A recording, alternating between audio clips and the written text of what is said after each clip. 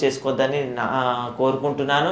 ఎంతోమంది ట్రాన్స్ వ్యక్తులు ఈ రీసెంట్గా జరుగుతున్న వాటిల్లో చిన్న చిన్న వయసు అమ్మాయిలే ఉన్నారు.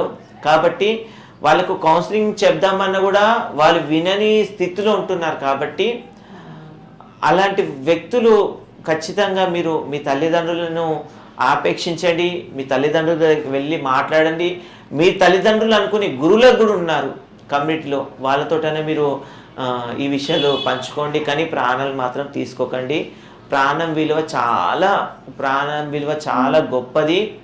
దాని ద్వారా అనేకులకు మనము ఏమైనా చేయగలుగుతాము, చెప్పగలుగుతాం. కానీ పోయాక మనం ఏం చేయలేం. 2 రోజులు 3 రోజులు మన వాళ్ళు కమ్యూనిటీ ఏడవచ్చు, ఫ్యామిలీ ఏడవచ్చు. కానీ ఆ యొక్క లైఫ్ ఇంకా ముందుకు వెళ్తున్నప్పుడు ఆ లైఫ్లో మనం జరుగుతున్న యొక్క మంచి పనులు అనేకులకు లబ్ధిని కలిగిస్తాయి, ఒక మార్పును తెస్తాయి. కానీ చనిపోతే అవన్నీ జరగవు. కాబట్టి ఎవరు కూడా సూసైడ్లు కానీ మోసం పోయే పరిస్థితులలో మీరు వెళ్ళొద్దనే ఆశిస్తున్నాను. మీరు నా మాటను విని ఈ మీడియా ద్వారా, ఈ ఛానల్ ద్వారా ఖచ్చితంగా మీలో మార్పు తెచ్చుకుంటారని కోరుకుంటున్నాను.